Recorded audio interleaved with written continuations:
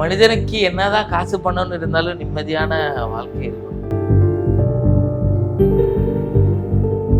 ஒரு மூடி மறைக்கப்பட்ட ஒரு விஷயமா தான் நாங்க பார்ப்போம்.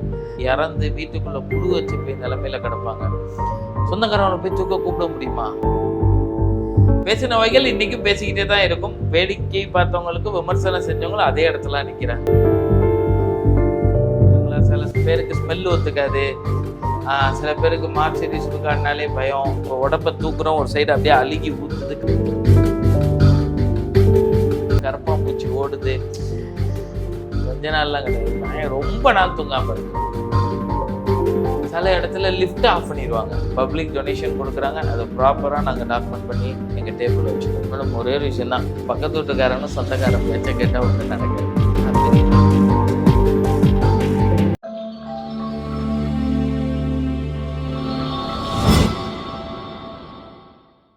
இன்னைக்கு நம்ம கூட வீடியோல இணைஞ்சிருக்கவங்க யாருன்னு பாத்தீங்கன்னா, உறவுகள் ட்ரஸ்டுடைய ஃபவுண்டரான காலித் அவர்கள் தான்.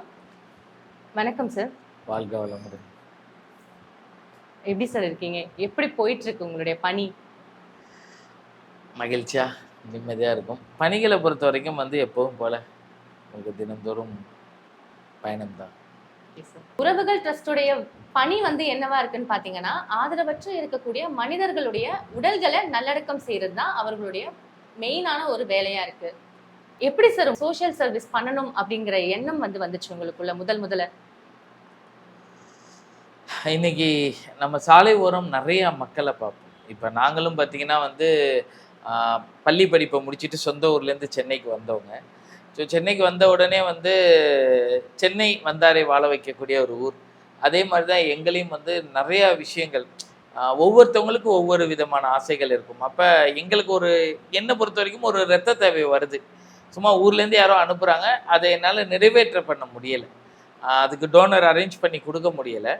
அதுக்கப்புறம் என் மனசில் தோணுன விஷயம், நம்மளுக்கு இவ்வளோ நண்பர்கள் இருக்காங்க, ஊரில் அவனை தெரியும் இவங்களை தெரியும் அப்படின்னு நம்ம பெருசாக பீத்திக்குவோம்.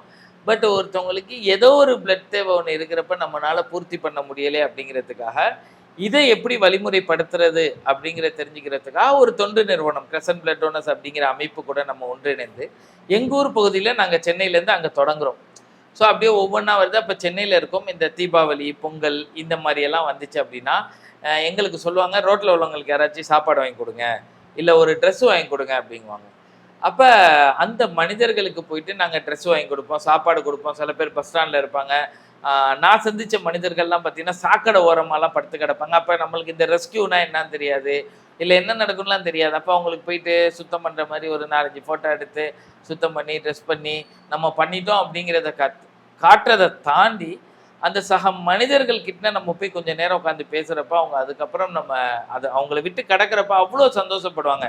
ரொம்ப நன்றி சாமி, நீ நல்லா இருக்கணும். அந்த மாதிரி அவர்களுடைய வார்த்தைகளை நிறைய கேட்டப்போ தான் எனக்கு புரிஞ்ச ஒரு விஷயம் என்னன்னா, இந்த மனிதனுக்கு தேவையான ஒரு விஷயம் மாறுதலான வார்த்தைகள், மாறுதலான வாழ்க்கை. நான் அதிகமாக இதை சொல்லுவேன். ஏன்னா எனக்கும் ஏதாவது ஒரு கஷ்டம்னா யாராச்சும் எனக்கு ஆறுதல் சொல்ல மாட்டாங்களா அப்படின்னு தான் நான் ஏங்குவேன். ஏன்னா அந்த ஒரு வார்த்தை என் வாழ்க்கையை மாற்றும் அப்படிங்கிறதுல நான் என்றைக்குமே சொல்ல முடியும். ஏன் அப்படின்னா, இன்னைக்கு நிறைய மேடை பேச்சை கேட்போம். யாரோ ஒருத்தவங்களுடைய ஸ்பீச், சும்மா ஒரு இன்ஸ்டாகிராமில் ரீலை ஸ்க்ரோல் பண்ணுறப்ப யாரோ ஒருத்தவங்களுடைய ஒரு வார்த்தை நம்ம வாழ்க்கையை மாற்றும். சொல்லுவாங்கல்ல, அவர் வார்த்தை தான்ப்பா என் ஆள் மனசில் போச்சு, ஆனால் அவர் யார் என்னன்னு கூட நம்மளுக்கு தெரியாமல் இருக்கும். அந்த மாதிரி அந்த மனிதர்கள் அந்த நன்றின்னு சொன்ன வார்த்தைக்கு பிறகு அவங்கள தொடர்ந்து நம்ம சந்திக்க ஆரம்பிச்சுன்னா நம்ம இந்த பொது வாழ்க்கையே கொஞ்சம் கொஞ்சமாக வந்தது. Okay sir. ஆனால் இப்போ நிறைய விஷயங்கள் இருக்கு. இப்போ நீங்க சொன்ன மாதிரி அவங்க கூட போய் ஆறுதலா பேசுறதா இருக்கட்டும், மற்ற விஷயங்களா இருக்கட்டும், அதுலயே நீங்க தொடர்ந்து போகாம ஏன் இந்த மாதிரி ஆதரவற்ற இறந்து போறவங்களை நல்லடக்கம் பண்ணணும் அப்படின்ற விஷயம் எப்படி தோணுச்சு? ஏன்னா நிறைய பேர் யோசிச்சிருக்க கூட மாட்டாங்க. ரோட்டோரமா படுத்திருக்காங்க, இவங்க இறந்து போயிட்டாங்கன்னா அதுக்கப்புறம் அவங்களோட நிலைமை என்னன்றத யோசிச்சிருக்க மாட்டாங்க. ஈவன் நானுமே யோசிச்சது கிடையாது. எப்படி உங்களுக்கு அந்த எண்ணம் வந்துச்சு? இப்போ நீங்கள் சொன்ன உங்களுடைய கேள்வியிலேருந்தே எனக்கு பதில் இருக்கும். என்ன நடக்கும்னு எனக்கே தெரியாது அப்படின்னா, ஒரு மனிதனுக்கு பிறப்புனா இறப்பு நிச்சயம். தான் வீட்டில் ஒருத்தவங்க இருக்காங்க, பிறந்துட்டாங்க, வயசை கல்யாணம் முடிச்சுட்டு புள்ள குட்டி பெற்று பேரம்பெத்தி எடுத்து வயசாக இறந்து போயிடுறாங்க. ஆனால் அந்த சாலை ஓரம் இருக்கக்கூடிய மனிதர்களுக்கு நம்ம என்னைக்காச்சும் திங்க் பண்ணியிருப்போமா, இவங்களுக்கு கடைசியாக யார் எடுத்து அடக்கம் பண்ணுவா, இவங்களுக்கு என்ன நடக்கும் அப்படிங்கிறத இந்த சமூகம் அப்படியே ஒரு மூடி மறைக்கப்பட்ட ஒரு விஷயமா தான் நாங்கள் பார்ப்போம். காரணம் என்ன அப்படின்னா, பெத்த பிள்ளைகளால கைவிடப்பட்ட நபர்கள் அவங்க. இல்ல ஏதாவது ஒரு குடும்ப சூழ்நிலை காரணமா பிள்ளைகள் இருக்காது, மனைவி மட்டும் இருந்திருப்பாங்க. கணவர் இறந்தோடனே மனைவி வெளில வந்துருவாங்க. வீட்ட விட்டு அப்படியே இதா வந்துருவாங்க. இல்ல மனைவி இறந்தோடனே கணவர் அந்த மனவிரக்தியில வந்துருவாங்க. இல்ல நெறைய குடும்ப பிரச்சனைகள்ல வெளியில வந்துடுறாங்க. என்ன தேடவே கூடாதுங்கிறதுக்காக எல்லாத்தையுமே விட்டுட்டு அப்படியே வந்துருவாங்க.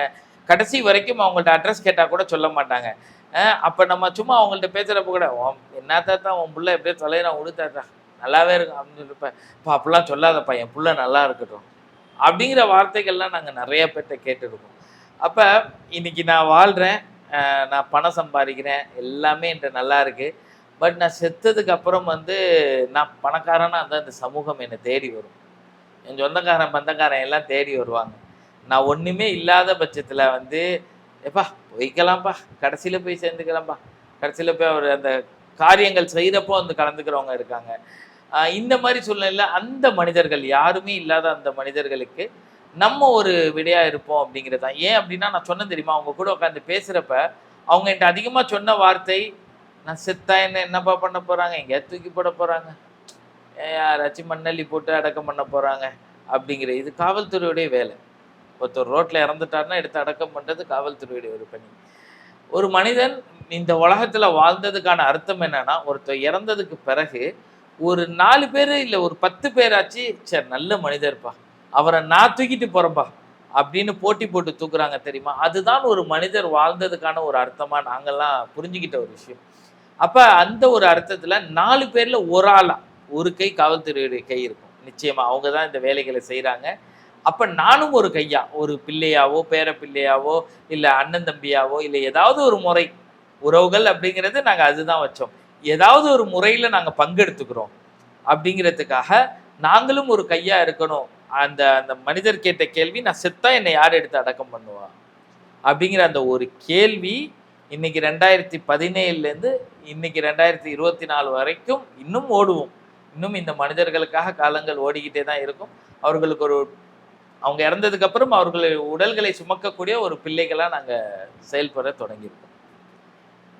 ஆரம்ப காலத்துல வந்து உனக்கு ஏன்பா இந்த வேலை அப்படின்னு சொல்லி கேட்ட உங்க உறவுகளை வந்து நீங்க எப்படி வந்து இதுதான் நான் செய்யக்கூடிய வேலையா இருக்கு அப்படின்னு சொல்லி கன்வின்ஸ் பண்ணீங்க? இது வேண்டான்னு சொன்ன உறவுகளை. இல்ல இது வேண்டான்னு நீங்க யார சொல்லுவீங்க அப்படின்லாம் தெரியல. இது எல்லாருமே சொல்லுவாங்க. ஒரு மெக்கானிக்கல் முடிச்ச பையன், நல்லா போய் எங்க போய் உட்கார்ந்தாலும் கை நிறைய சம்பாதிக்கக்கூடியது. ஊர் வழக்கப்படி வெளிநாட்டில தான் நாங்க போய் சம்பாதிப்போம். எங்க ஊரை பொறுத்தவரைக்கும் எல்லாரும் வெளிநாடு, ஸ்டில் என் வீட்லயுமே வெளிநாட்டில இருக்காங்க அண்ணன்லாம் எல்லாருமே. வெளிநாட்டில போய் சம்பாதிக்கலாம். இதெல்லாம் தேவையா? பணம் தூக்க போறியா? வெட்டியா வேலை பார்க்க போறியா? அப்படின்னு இந்த சமூகம் என்னன்னா, ஒரு சமூகத்த ஐ மீன் இவங்க தான் இந்த வேலை செய்யணும். வெட்டியா வேலைங்கிறது வந்து அவங்க தான் செய்யணும், இவங்க தான் செய்யுங்கிற ஒரு கட்டமைப்புல இருந்த காலம்.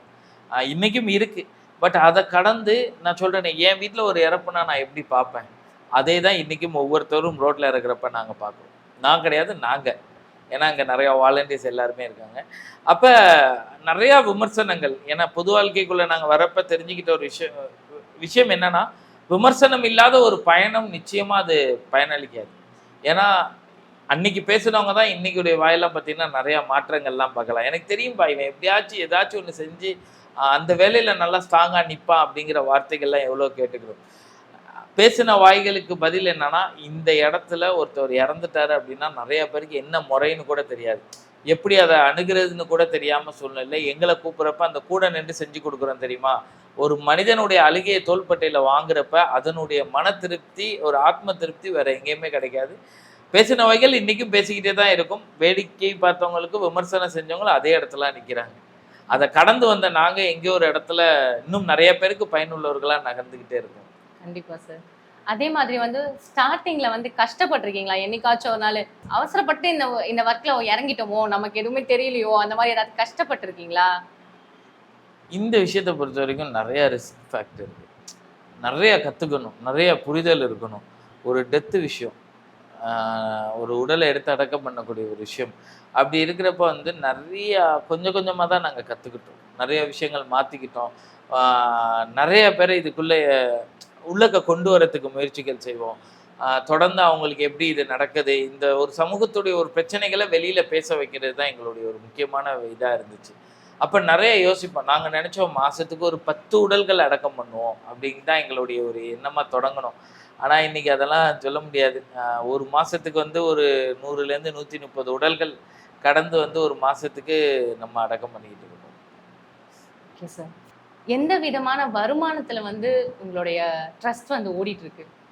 கண்டிப்பா வந்து செலவுகள் நிறையவே இருக்கும். இப்போ ஒரு 130 பிணங்கள் வந்து நீங்க நல்லடக்கம் பண்றீங்க அப்படின்னா அதுக்கான செலவுகள் அதிகமா இருக்கும். ஒரு ட்ரஸ்ட்டுனாலே முக்கியமாக வந்து public donation most important thing அதுதான் இங்கே.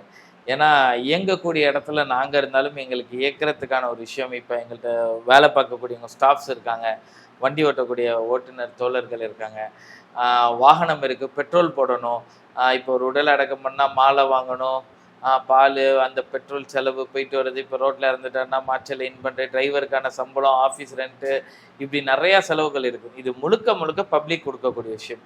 ஏன்னா சமூக வலைத்தளங்களில் தொடர்ந்து இது மாதிரி நிறைய பேருடைய காணொலி பார்த்துருப்பாங்க, நாங்கள் பேசக்கூடிய நிறைய காணொலி பார்த்துருப்பாங்க. தொடர்ந்து எங்களை சமூக வலைத்தளங்களில் ஃபாலோ பண்ணக்கூடிய நிறைய மக்கள் வந்து கொடுக்கக்கூடிய ஒரு விஷயத்துல தான் இந்த ட்ரஸ்ட் என்ன ஆயிட்டு. Okay sir. எந்தெந்த ஊர்லலாம் இப்போ நீங்க ஹெல்ப் பண்ணிட்டு இருக்கீங்க சார்? உறவுகள் ட்ரஸ்ட் வந்து எந்தெந்த ஊருக்கெல்லாம் வந்து இப்போ போய் ஹெல்ப் பண்றீங்க? இது ஊருன்னு கிடையாது, நாங்கள் ஒரு 3 மாவட்டம் முக்கியமாக பண்ணிட்டு இருக்கோம். சென்னை, செங்கல்பட்டு, திருவள்ளூர்.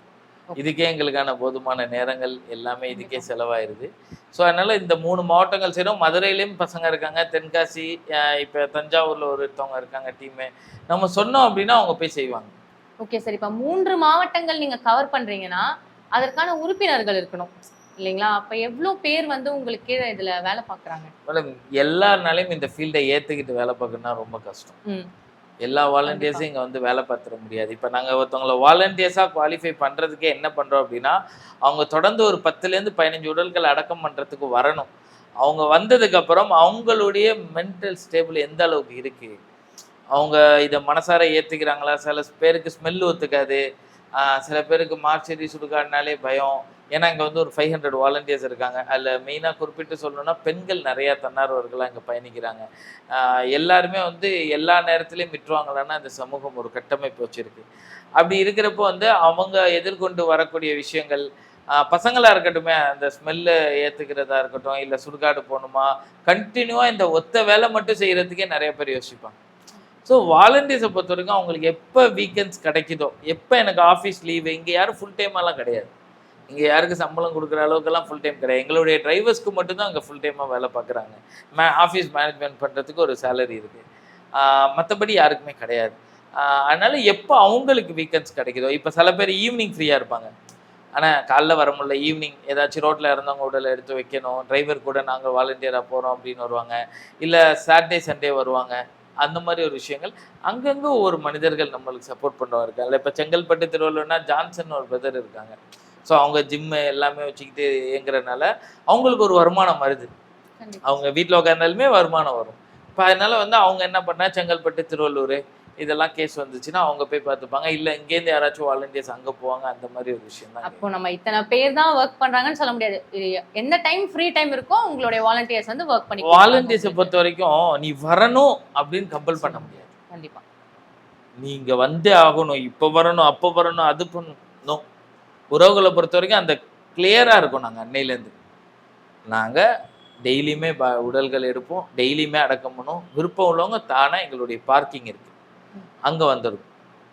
காலைல 10 மணிக்கு வந்துடுங்க, இல்லை எங்கே இருக்குன்னு ஃபோன் அடித்து கேட்பாங்க, அங்கே போங்கன்னு சொல்லிடுவோம். நீங்கள் வாங்க, வந்தே ஆகணும், நீங்கள் வாலண்டியர் தானே, அப்படி தானே. இங்கே அதெல்லாம் பேசுகிறதுக்கான நேரமும் கிடையாது, அவங்கள கம்பல் பண்ணி கூப்பிட்றதுக்கான இடமும் இது கிடையாது. நீங்க வந்து சொன்னீங்க சார், பெண்கள் வந்து அதிகமான வாலண்டியர்ஸ் வந்து ஒர்க் பண்றாங்க, இங்க நம்மளுக்கு ஒர்க் பண்ணி கொடுக்குறாங்கன்னு சொல்றீங்க. என்ன மாதிரியான கஷ்டங்கள் எதிர்கொள்றாங்க? இப்போ அவங்களுக்கும் ஸ்ட்ரகிள்ஸ் இருக்கும், வீட்ல இருந்து எல்லார் வீட்லயும் விட்டுற மாட்டாங்க பெண்களை, கரெக்டா? அப்ப அவங்கள எதெல்லாம் தாண்டி வராங்க? அவங்க வீட்ல பேரண்ட்ஸ் எவ்வளவு சப்போர்ட்டிவா இருக்காங்கன்னு நினைக்கிறீங்க நீங்க? மேடம், ஒரே ஒரு விஷயம் தான், பக்கத்து வீட்டுக்காரனும் சொந்தக்காரன் பேச்சை கேட்டால் ஒன்றும் நடக்காது. பெரிய ஸ்ட்ரகிளே அங்கே தான் இருக்கு. இன்னைக்குமே எங்கள் பிள்ளைகள் எல்லாருமே நானாவே அதான் சொல்லுவேன், யாராச்சும் ஏதாச்சும் என்னை பற்றி பேசிக்கிட்டே தான் இருப்பாங்க. என் வீட்டில் போய் சொல்லுவாங்க, என் மனைவிட்ட போய் சொல்லுவாங்க, ஏதாச்சும் ஒரு விஷயங்கள் பேசிக்கிட்டே தான் இருப்பாங்க. நம்ம அதில் காதில் வாங்கினோன்னா நம்ம செய்யக்கூடிய வேலை தொய்வு விட்டுரும். அப்போ அதனால வந்து அவங்களுக்கு இருக்கக்கூடிய பெரிய ஸ்ட்ரகிளே என்னன்னா, யாருடைய வாயிலையும் நம்ம மாட்டிடக்கூடாது அப்படிங்கிறது தான் பெரிய ஸ்ட்ரகிள். இந்த வேலைலாம் ஸ்ட்ரகிள்லாம் ஒன்றுமே சொல்ல முடியாது. வந்து பழகுனவங்களுக்கு இது ரொம்ப சர்வசாதாரணமா இயங்குவாங்க. அதனால வந்து அந்த பெண் பிள்ளைகளா இருக்கட்டும், பசங்களா இருக்கட்டும் எல்லாருமே விமர்சனங்கள கண்டு பயப்படுவாங்க. ம். அவங்க அப்படி சொல்லுவாங்க, இவங்க இப்படி சொல்லுவாங்க. எல்லாருக்குமே ஒரு கண்ணோட்டம்னு இருந்துறாதுல. 5 விரல் ஒண்ணு கிடையாதுல்ல.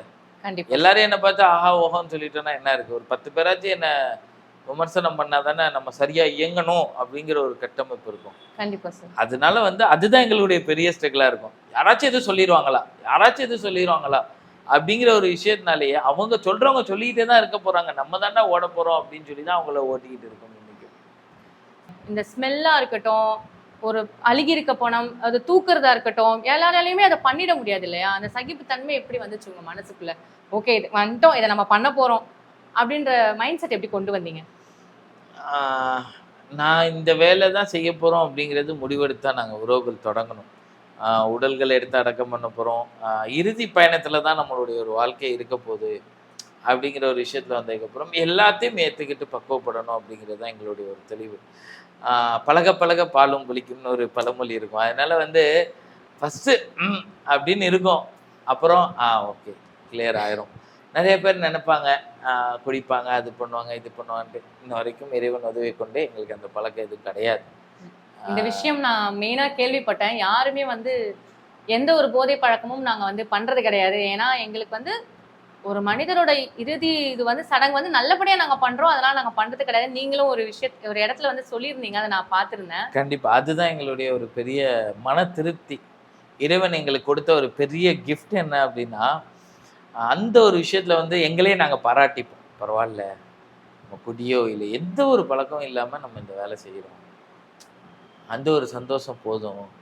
அப்படிங்கிறதுல இருப்போம். ஒரு காலகட்டத்துல அப்படிலாம் ஒரு பின்பம் தான் இருந்துச்சு. ம். அங்க போனா குடிச்சிருப்பாங்க, இங்க போனா குடிச்சிருப்பாங்க, அத எடுக்கன்னா குடிச்சிருப்பாங்க, இத எடுக்கன்னா.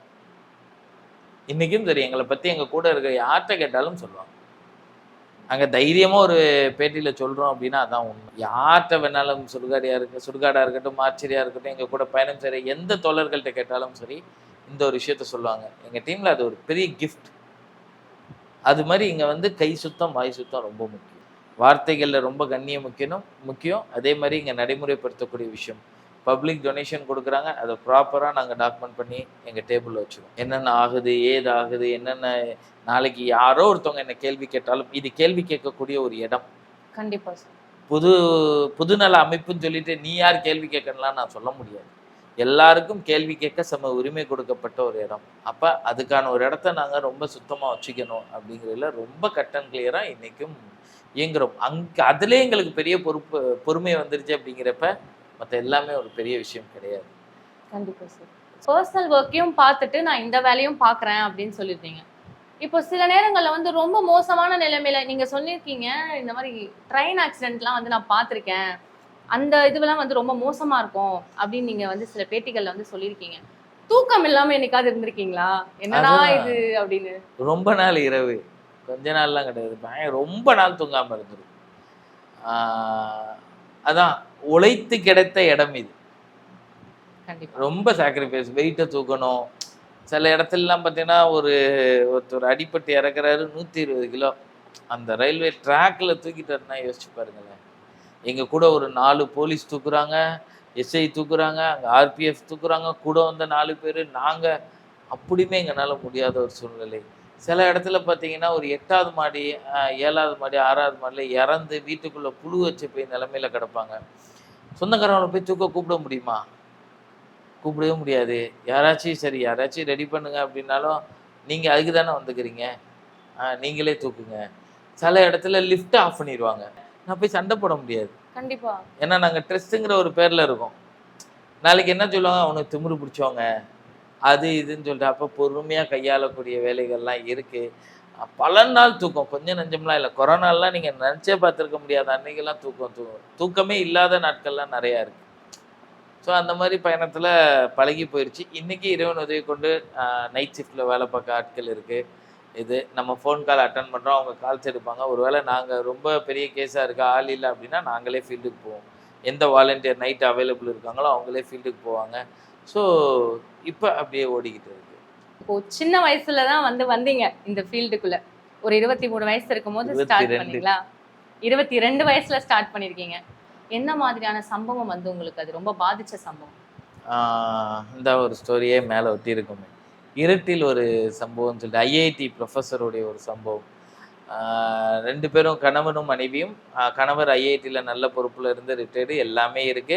புள்ள இறந்து போயிருது. ஏதோ மன வருத்தத்தில வீட்டுக்குள்ளேயே பல வருஷங்கள் உட்கார்ந்து இதே மாரி சேர்ல உட்காந்துக்கிட்டே அவர் தூங்குவாரு. அம்மா கீழயே படுத்து கிடப்பாங்க. அவங்களுக்கு எப்படி சாப்பாடு குடுப்பாருன்னா, கால பிரஸ் பண்ணா ஆங்குவாங்க. வாயில அந்த சாத்துக்குடி ஜூஸ ம். ஊத்துவாரு. இல்ல ஏதாச்சும் ஒரு இது குடுப்பாரு. அப்ப பக்கத்து வீட்ல கூட அவங்க இருக்காங்கன்னு தெரியாத அளவுக்கு அந்த மனிதர் வாழ்ந்திருக்காருன்னா பாருங்க. யாரையுமே பார்த்தது கிடையாது. பெருசா எதுவுமே. ஒரு நாள் போய் கதவ தட்டுறாரு என் மனைவிக்கு ரொம்ப உடம்பு சரியில்லன்னு. அந்த வீட்ட பார்த்தா இருட்டு கசமா வெறும் குப்பை. அந்த பினாயில் பாட்டில் ஃபுல்லா ரொம்பி போய் இருட்டா கிடக்கு. இந்த மாரி ஒரு லைட்டு எரியுது. அந்த அம்மா படுத்து கிடக்காங்க. இவங்க போய் பார்க்குறாங்க. அப்புறம் 108 கூப்பிட்டு ஏத்தலாம் பார்த்தா அவர் உடல. அப்புறம் நம்மளுக்கு தகவல் வருது. அந்த ஃபோட்டோவ போய் பார்த்து ஃபோட்டோ பார்த்தாலே உங்களுக்கு தெரியும். அப்படியே சுத்தி கரப்பான்பூச்சியுடைய மருந்து அந்த போடுவாங்கல்ல, அது ஃபுல்லா சுத்தி கிடக்கு. அவங்க உடம்ப தூக்குறோம். ஒரு சைடு அப்படியே அழுகி ஊத்துது. கரப்பான்பூச்சி ஓடுது. மனிதனுக்கு என்னதான் காசு பணம்னு இருந்தாலும் நிம்மதியான வாழ்க்கை இருக்கணும். அதுதான் கடைசி வரைக்கும். இன்னைக்கும் நாங்க ஒண்ணே தான் சொல்லுவோம். நான் இன்னைக்கு ரூ. 100 சம்பாரிச்சேன், ரூ. 200 சம்பாரிச்சேன தாண்டி, நைட்டு போய் நான் தூங்குறப்ப நான் நிம்மதியா தூங்குறேனா, கவலை இல்லாம தூங்குறேனா, அந்த ஒரு விஷயத்த சம்பாரிங்கடா அப்படின்னு என் பசங்களுக்கு. நானும் அதுக்கான முயற்சி தான் இருக்கேன். அவ்வளோ சீக்கிரம் அப்படியே வந்துராது. பட் அந்த ஒரு நிம்மதியான ஒரு தூக்கம் நம்மளுக்கு வாழ்க்கையில வேணும்.